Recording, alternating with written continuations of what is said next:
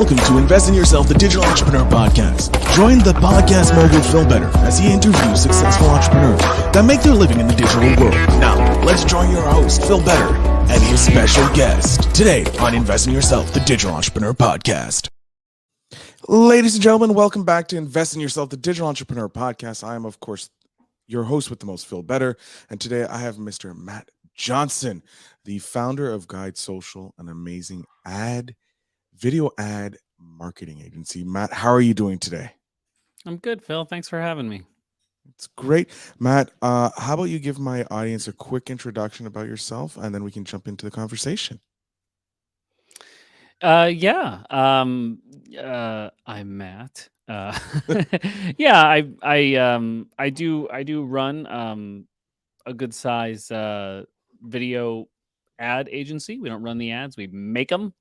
We've worked with 17 Shark Tank clients and a lot of particularly innovative e-commerce businesses that we've sort of worked across the board. We make funny, fun, engaging stuff that really puts the marketing in it, right? I don't know. I got a bananas background. I don't know. We'll go through it. Whatever you want to know. I've directed plays. I have a master's in journalism. I used to produce TV news. I used to run the video program at like New York Magazine and like NowThis and all these other crazy big publishers and stuff like this. And now you run your own agency. Yeah, and then I went the entrepreneur route where I could make more money and have more stress, essentially. Yeah, that sounds like the entrepreneur world. More money, more stress. So you did theater for a while, and then you moved over to the New York Magazine business stuff. What made you leave the theater world to work in the magazine and the business world?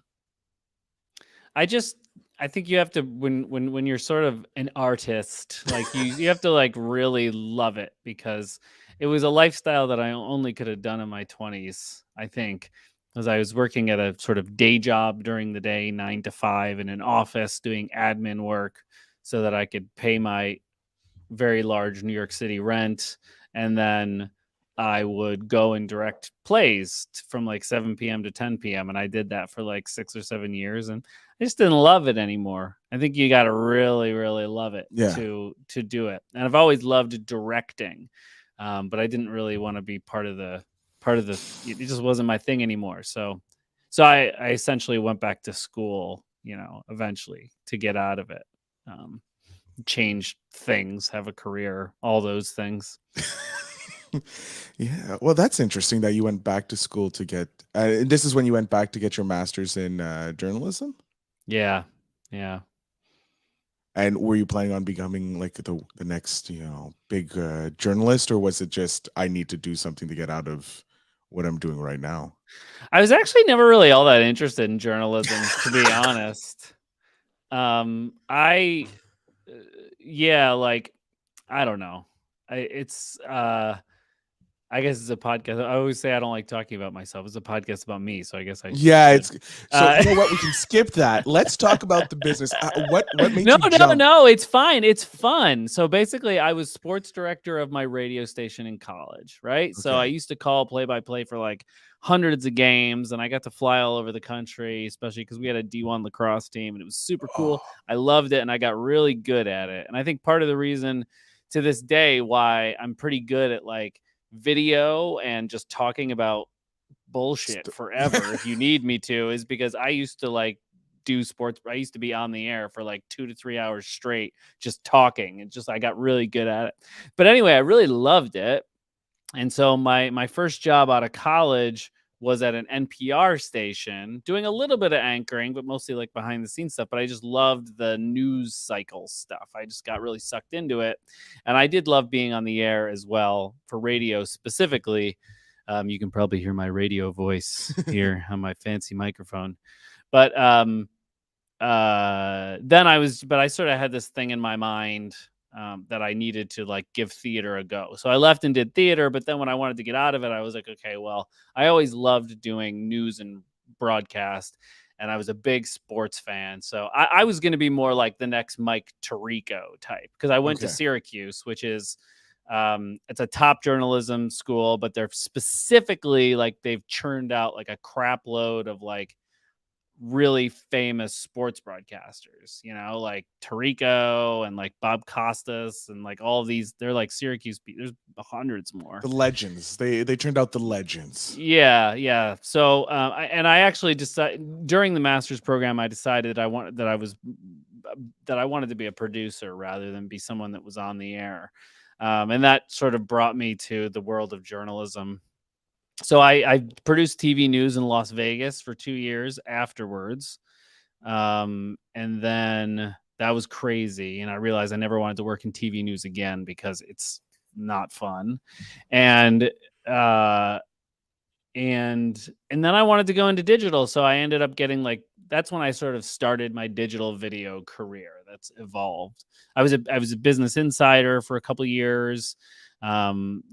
And a founding member of their video team. They turned into Insider, who you see them everywhere now. Yeah. There was only like 75 of us on staff when I joined, and there was only 4 on the video team. Now there's probably 400 on the video team and thousands. Jeez. And they got bought while I was there. Then New York Magazine basically hired me to build their video program from scratch, essentially. They didn't have it before, so that's like Vulture and The Cut and all those places. And then Rodale poached me from there to run all their video for their brands. So Rodale used to own Men's Health, Women's Health, Prevention, and all those big magazines that you guys know. So I ran video for all of those, but then they sold the company. Then I went to NowThis. NowThis is the biggest Facebook video news publisher. Well, social video news publisher, if anybody doesn't know them. They're huge. Yeah. I built 3 new lifestyle channels for them. And then eventually I was just like, I need to start my own company. So that was my sort of like, that's I don't know. It's a long evolution. I'm kind of like I guess my thing is I just like float around like you just like to try new things. Interesting. You just like to try new things, which is great as an entrepreneur. I just think life is short, and I just like if the grass is greener, I probably will go try to play in it for a while and see if I like it. That's kind of how I roll. Hey, it's great. I was on your website, the guide socialglobal.com, and I saw that you worked with Cord Buddy, which I remember being on Shark Tank. And like you said, you had 17. Yeah. How did you connect with the 17 members of a different team? I guess clients. Yeah, we sort of went so like all these Shark Tank people, they're like all like buddies. Like they all are in this Facebook group together where they chat and talk about all their struggles and wins and all this stuff. And so we sort of went viral within the Shark Tank community. Not like viral, but like it was like a big referral chain of like, oh, you got to work with Matt. You got to work with Matt. So that's how we ended up working with all these Shark Tank companies. I just like it because I'm like very much like I'm an early adopter type. Like I always need the new gadget or the new tech, and I'm always an early adopter. Like if there's some sort of new thing that's invented that can solve a problem, I'll try it before anybody. Yeah, like that's sort of how I am. So it was really fun for me. And that stuff is usually really good for video, which is why we do a lot of e-commerce stuff, because you can do a lot of, there's actual physical products to shoot. So yeah, that's sort of how the Shark Tank thing, it's just like anything. It was just like friends telling friends, just word of mouth. Okay, but that's crazy to say that you have 17 Shark Tank clients. That's well, they're not all clients now, right? Like there's right, no, but I've done video for all of them. Yeah, you're at least hey, they've given you money, they've become a client of yours or a customer of yours. That's how I look at it. Yeah, right. So the biggest thing for you did you have a reason why you wanted to jump into entrepreneurship, or was it just like I want to just try this? Yeah, I don't really know. I don't know. I can't. I guess there wasn't a big event like for me. It was my burnout that caused me to say, "Hey, I want to become an entrepreneur because the corporate world isn't for me anymore." Yeah, I don't have one of those webinar stories. Yeah, I've heard for that type of thing. You just jumped into it. You're like, "I'm going to try it." Yeah, well, I think that there was like something in my. I think I always should have been an entrepreneur, and I'm kind of pissed that I didn't find out. Like I'm 40, but I didn't start this business till I think I started it when I was 35, maybe. So like, I'm kind of ticked off that I spent the first, 15 to 16 years of my adult life not knowing about entrepreneurship at all. It was never part of my DNA. I was pretty money scared. Like I didn't really believe that money was like I didn't have an abundance mindset about money. It was just kind of like paycheck To paycheck. work, get a paycheck. And this is how 95% of everybody thinks. So um but I always had a problem with authority. I like every boss hated me because I was trying to get ahead or be better than them and take their job.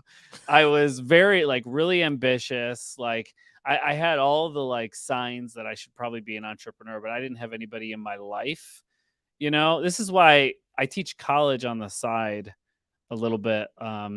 Usually just one class a semester, and the last class of the semester is tomorrow, actually, for my kids at Muhlenberg, and we're having our big career day. Like I always give them like a career or like future session that has nothing to do with the rest of the class at the end, because I think that college students are like super underserved there.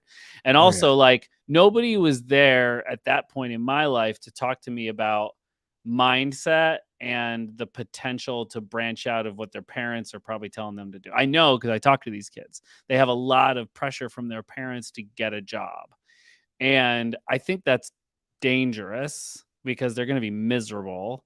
And from a mindset standpoint, a lot of them they just like I'm really woo woo when it comes to that, right? Like I'm just like I'm all about being in cahoots with the universe, and nobody was telling me this type of stuff when I was 20 years old. So I tried to give that to them because I didn't have it. It took me so long to be exposed to the right ideas and people to be able to make it so that I could make the leap,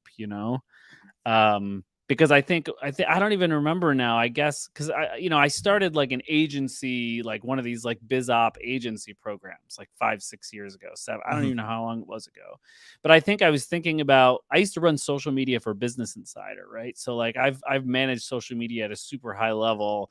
And so I guess that was the first thing I was thinking about. I was like, oh, can I make some money like doing social media for businesses? Even though I was the video guy, for some reason I don't know, I was editorial across the board. So I guess I was just thinking maybe I can do that. And like whatever the heck I was doing online, of course I ended up in somebody's funnel, and like being in somebody's funnel through ads, I was just sort of like started to be exposed to different ideas of what it meant to be an entrepreneur. And I was like, interesting. And then I ended up in a program. And then of course, then it was all the mindset stuff and all the whatever. And then that was great exposure. So anyway, yeah, there wasn't like one moment. There was definitely like a 6-month period where it sort of like organically developed as an idea. And then I think I just sort of manifested. I didn't quit NowThis. They laid off my entire team. Jesus. Like actually I ran 3 teams. They laid us all off because they changed their business model. I ran a bunch of lifestyle channels, and they were just like, I guess they essentially were like, okay, we're going to now just focus on news. So they laid off all the lifestyle channels. And I think I manifested that because I was already starting to have success building a business in the background. And the universe was just telling me that you're never going to be successful if you don't focus. And I still had all these old money scared ideas about quitting a job that now it seems obvious, right? Like for the amount that I was making, I mean, I was probably making, I don't know, 110 a year or something, which I don't know what that works out to money wise, but like that's one client a month now that I have to get, it's weird when you think about it that way. Yeah. The whole money aspect, like through my early journey, it's like, because I'm similar to you. Like I never had any entrepreneurial person in my life. It was only later in my life when I started this podcast, I started finding out more about different types of digital entrepreneurship. So yeah, I still had that. Before I quit my corporate job, I had that money minimalist thing that it doesn't come in droves, and doing the manifestation, it changes your world. Money just appears now. It's so Yeah. weird when you change that, like the scarcity mindset to one of abundance. Money just starts appearing to you. Yeah, and it's still, and I would just say that one thing that I've realized is that it's definitely a balance because it's not always there. And Mhm. and I think that the toughest thing is like we had a month like this recently where I was just like, we're in a tough spot right now, and like this is part of the roller coaster up and down of all of this. Like we're in a bit of a tough spot now. Um, what do we do? Like, it's very hard in those moments, and you're always going to get them as an entrepreneur to keep that abundance mindset going when you feel like you're stuck. And everybody gets into this situation. Like, nobody, like, no entrepreneur is going to sit here and be like, yeah, I started and then it was just smooth sailing for the next 20 years. Like, that's just bullshit. I mean, that's what they post on Instagram, but like, that's all crap. But I think the real trick is, how do you maintain that mindset in the tougher moments? I think that is probably the biggest work of an entrepreneur, because that just turns into revenue magically, or hemorrhages it. It's 50-50 chance. Flip the coin. But if you make the money, you've learned a lesson. If you've lost the money, you've learned a lesson of what not to do. So it's Sure. beneficial Yeah. to both ways. Mm-hmm. When you got your first client for the video ad to make their videos for their ads, what was it like? Like, what was your mindset at that point? Were you like, oh, this is obviously super easy, or were you like, okay, now I have to over deliver? Well, here's the other thing about being an entrepreneur is that it's like it's all wacky. I haven't just ran, like, right now all we do is video ads. Okay. And we're playing with a new offer, like a done for you YouTube channel offer now. But like, I so noticed there's a that on little, your Facebook page. yeah, Yeah. so there's like a little bit of organic there we're sprinkling into, but like pretty much that's it. But that's not how like I've pivoted so many times. Like, I started running a Facebook ad buying agency because that was the program that I was in. So I learned how to media buy really well. And then I all of a sudden, then I did YouTube ads, and then I pivoted again and again. I pivoted a billion times. So yeah, and like I think like when we got to our biggest, we were doing full stack e-commerce marketing. We were making all the video. Yeah, we were also running the ads, and we were doing email and Klaviyo and all this stuff. And so eventually I just got rid of all of that, and now we're just focusing on video. But like, I was thinking about this earlier. I should write this down because I was going to do a post about this. I was thinking about this earlier. I'll So clip this and send it to you. I was a big like I'm a big like gamer. Like, that's one of my hobbies. I play a lot of video games. And I was just thinking about because I have coaching programs for like filmmakers and designers to help them build businesses, like other creatives like me, Mhm. like that are kind of like freelancing and making like nothing, to help them build businesses. And I was just thinking about some of the challenges that we face in that business all the time. And what's interesting is that, like, it seems like you can just like there's a lot of promises online about how you can achieve a certain result in a certain amount of time, no matter what level you're at. And I was just in the car coming back from my men's softball league game last night. We won. I played really Congrats. well, which was awesome. And Humble brag, just a humble brag in there. yeah, well, like, I've put on a couple pounds the last few years. I'm not running and moving around like I used to, so I was happy to get a couple of hits. But yeah, I was thinking about this, and I was like, listen, like, so if you play like a video game, the way they're all these like role playing games are structured the same. You start out and you're sort of like you're incredibly weak, Mhm. and as you continue to overcome challenges in the game, you get it like a new ability, or you're able to like level up to increase like your defense or how hard you can hit or whatever it might be. And the enemies get harder and harder as well, right? And Yeah. then you get to the point where you can beat the final boss, and you're like you're toe to toe with them skill wise because you've gone through all of these battles and you've gotten to a point where you are now, and I actually think it's the same thing in business. And I think it's why, like, it's not really fair to say that a rookie is going to be able to make $100,000 in a month right off the bat, because I have been spending the last, whatever, 6-7 years, however long, being an entrepreneur, like leveling up, beating other bosses, losing to them a billion times, like trying to get new armor sets and like whatever it is to like become more of a warrior. And in business standpoint, that means like mindset stuff. Like I've had to level that up so many times. Like I've failed so many times and I've had to get to a good point with it. Sales, like being on sales calls with clients, I actually had no problems with lead gen because I was in a really good program for that at the beginning. But I, like, my first 100 sales calls, I didn't close anybody, it's just like, that was the beginning of it, and like, it's just like, there's so much, like how to talk to people, how to build relationships in business, the importance of relationships in business, like who you should work with, what the ideal client is, how to weave marketing into it, how to do outbound lead generation, how to build a team. Because, I've hired a bunch of people and I've fired a bunch of people. I've made as many bad hires as I've made good hires. Like, this is not something that somebody early on in their entrepreneur journey is going to know, because you can only get it from getting kicked in the teeth a bunch of times and then getting stronger. And I guess the final boss would be where you get to finally live the promise that all these programs are telling you, that like, oh, do you want to live on a beach making 6 figures of passive income per month? Then you should join my program, or whatever it is, right? Like, but the reality is, it's so difficult to do that without the human skills that it takes to do those things. And I think that that's just something that I've been thinking about a lot lately, is how similar those sort of ideas. I love metaphors. I think this is a really good metaphor. Like, you've got to take the journey to get the rewards. And that's tough in this climate because that's not sexy, right? No, it's But not.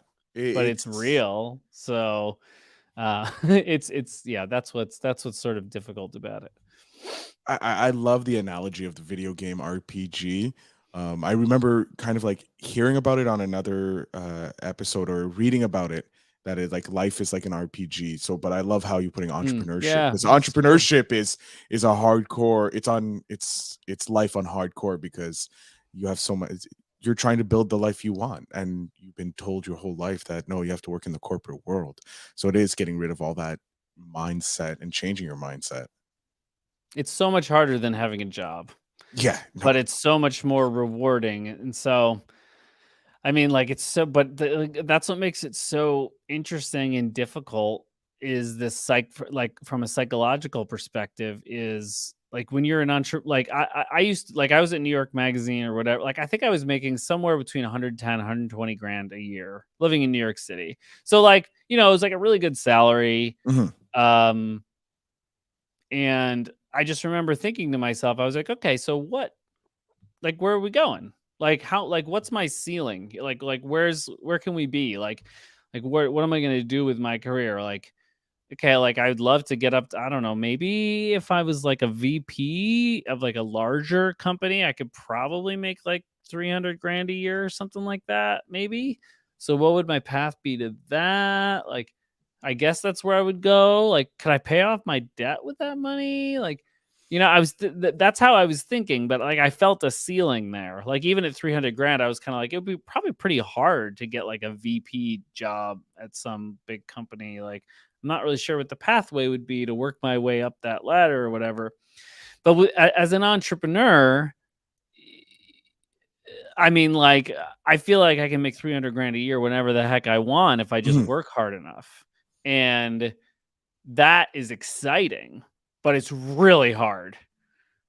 Like, yeah, it is really hard, because you're hustling daily to hit that goals. And if you have a high ticket offer like you yourself do with like 100K, you can offer for video services and all that, or it's a little easier, but still it will take some time because you have to find the clients that can pay that amount.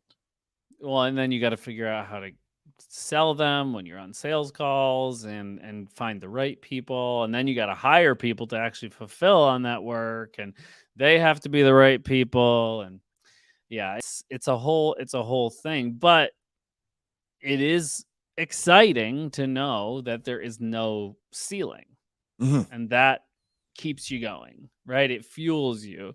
And that's not just money, that's also happiness, Oh yeah, and freedom. um Because if you and have, freedom. Yes. like you said, if you have a huge team, you can just show up, go, okay, the numbers are good. All right, my 4-hour work week is done. Bye. Yeah. And then you get to watch your sons play baseball or softball, or and spend time with the wife and your partners and that. So that's where the true value of entrepreneurship is. I think is like the freedom that it brings to you. Yeah, and I think right now I don't have the 4-hour a work week freedom, and I don't think I would want it necessarily. I work a lot and I work pretty hard, But but do you enjoy I what you're have doing? free. But I enjoy what I'm doing. I'm my own boss. Like, I don't answer to anybody.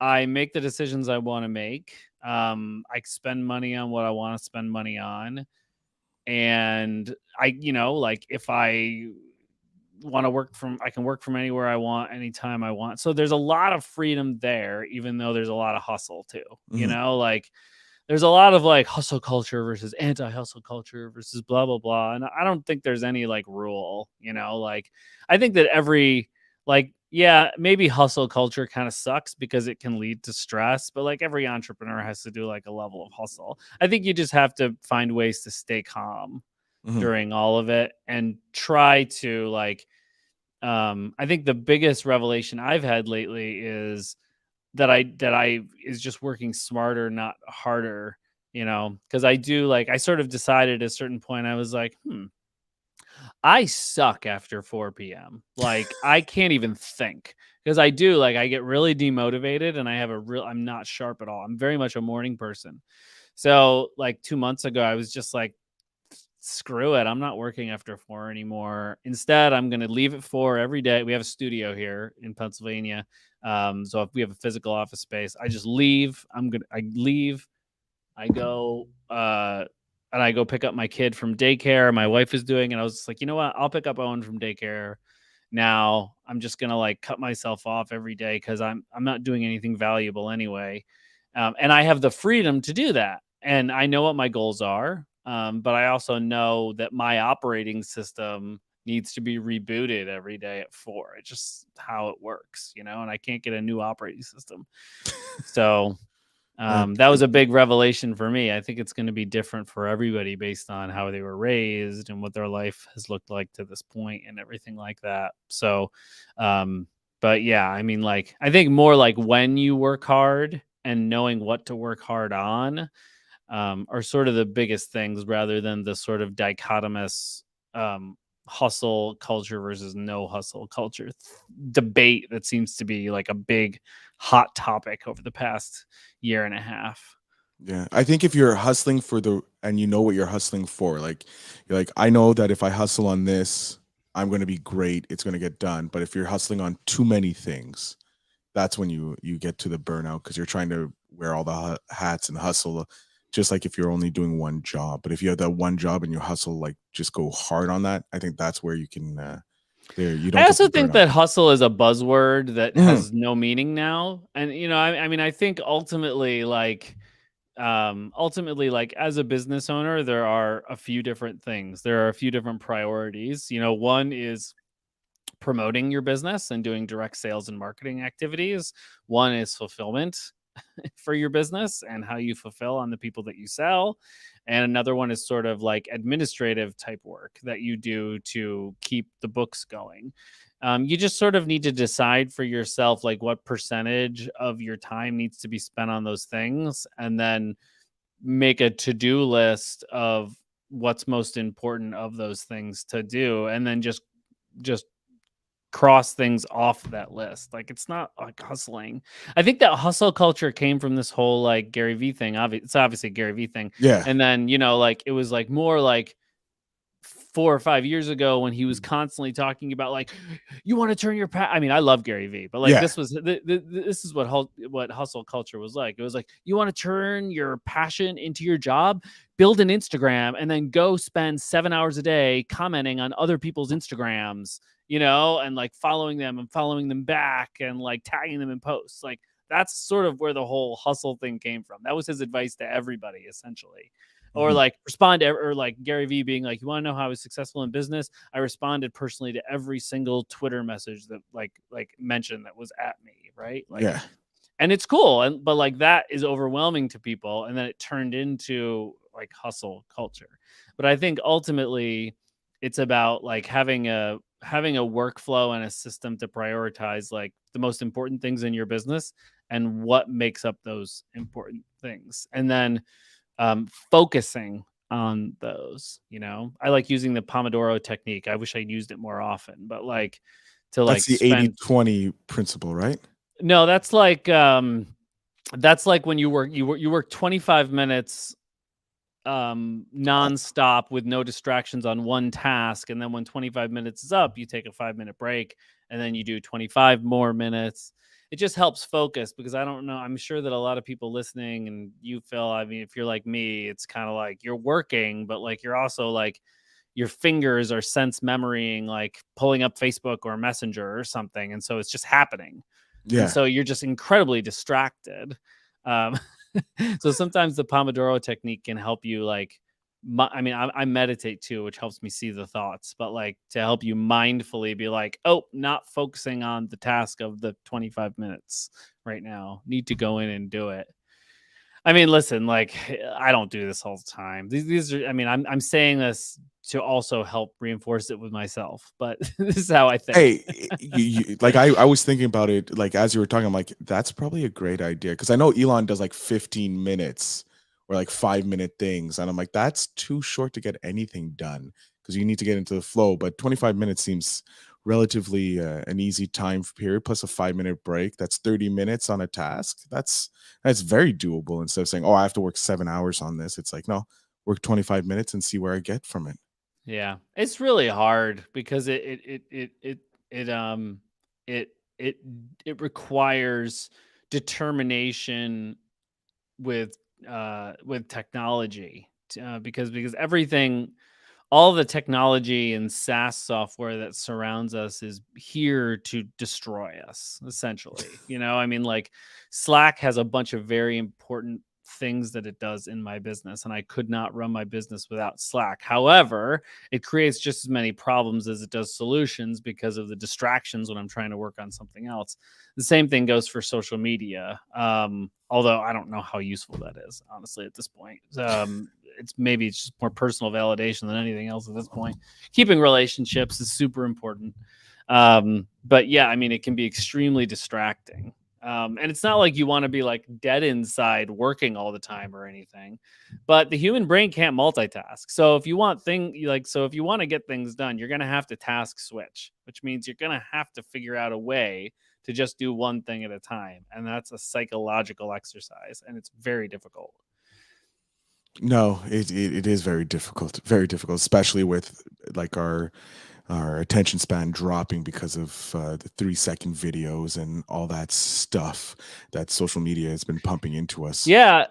Technology is here to destroy us. I mean, I think Elon Musk would be the first person to say that. He's built a company that can basically counter the effects of AI. Like he's basically trying to fight back against AI because he thinks AI is going to destroy us all, right? And I'm sure he's right, because he's right about everything. So now he's trying to do that work, right? And that's essentially, he's kind of right in little ways, right? Like essentially, that's why we're so addicted to social media, is because of AI, because the algorithms are run by AI, and they basically run off of how can we make people seek validation? Yeah, because it's just a basic thing that we all want in our lives, is to be heard and trusted and known and cared about and validated. And so we're constantly we're constantly seeking it. So we go online and we look for AI, and like we like wait for the AI to give us some sort of like, are you validated or not? So we go through and we get imposter syndrome every other post that we see, and then we're like, okay, seek validation, post, get validation. A few people liked it, whatever. It's just like we're eating ourselves, really. I've never really talked about this. It's fun, and I'm getting scared. Like I kind of feel like now that I'm thinking about it out loud, I'm kind of like wondering, like, should I just become a hermit and just go live in Tibet or something? I don't know. It's coming to Tibet. It's nearly there. Matt, we are coming to an end of the episode, and I hate it because I'm having so much fun listening to you share your thoughts on entrepreneurship, but also the world in general. And this is why I love this podcast. But I have two last questions for you before I allow you to let the world know where they can find you and support you. What is one tip you have for a creative jumping into the entrepreneurial world?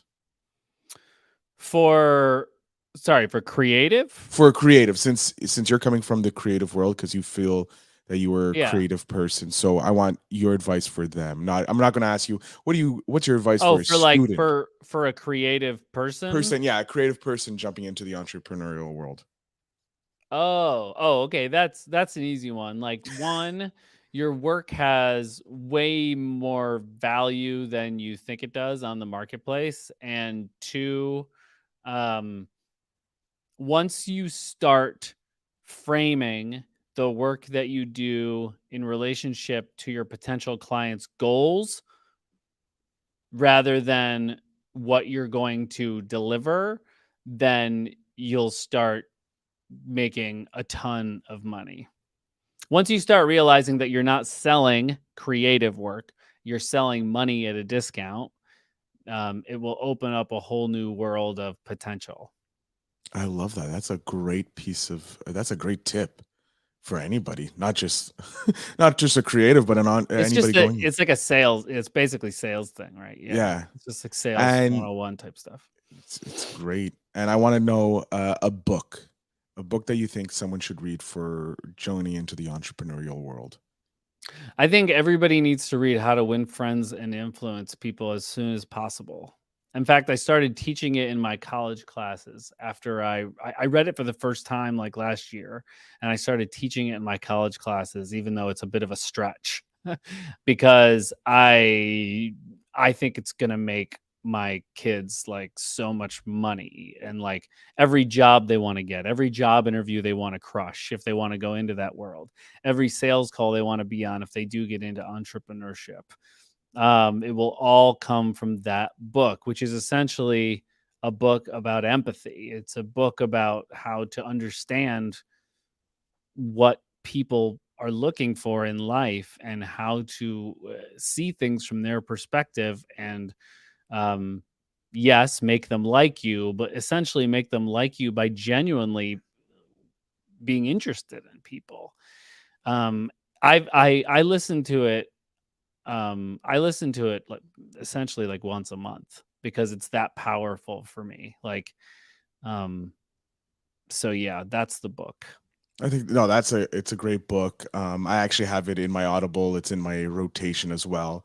I don't listen to it at least once a month. I've usually a couple months go by before I listen to it again. But it is a fantastic book because it does teach you how to like understand people at a different level than we actually learn in everyday life. So that's a great book for anybody. And it's timeless. It was written in the 1930s or something, right? Yeah, So it's timeless because humans aren't changing during our lifespans or our kids' lifespans or our kids' lifespans. So it's principles. And I would actually, in general, if you're looking for books, read books about principles rather than tactics because principles are timeless.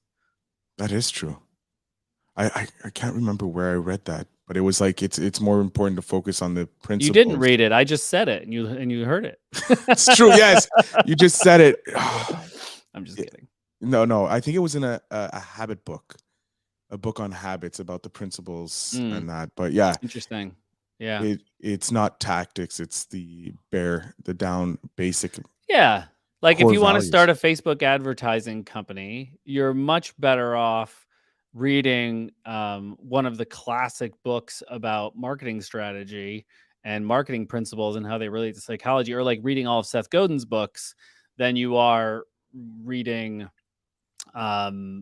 like some media buyer strategy book about how to do whatever. Like, here's how to find the perfect audience to match a certain ad type, or whatever. It's just going to be better ultimately, Yeah. All right, Matt, I'm going to jump off screen here. I'm going to give you a chance to let everybody know where they can find you, follow you, and learn more about Guide Social and that. So the floor is yours, sir. You could, it's just me. Yeah.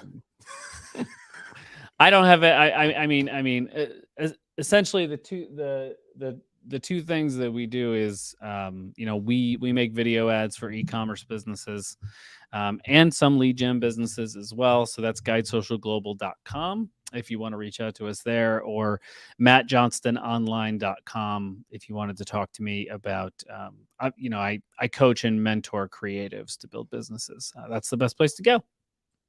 Excellent, Matt. I want to thank you so much for being a guest and sharing a more philosophical episode with us on yeah, sorry about that. Not at all. No, I love it because it someone out there who's going to listen to this is going to be like resonates with it, and that's all I care about. Finding the one person that resonates with the episode so that they can go, "Hey, I want to become an entrepreneur." And you may have done that to one of my audience members. And that's all the goal is, because I want everybody to have the freedom to choose the life that they want to live, whether it's working a side hustle while working a corporate job or a regular job, or having their full entrepreneurial journey like I'm going on now. That's why I do this show. So I want to thank you for bringing that more philosophical ideology into the episode. Happy to. It's fun. And to my audience, all the links to support Matt or check out his company will be in the show notes down below. And I want you all to remember to invest in yourself. Have a great day.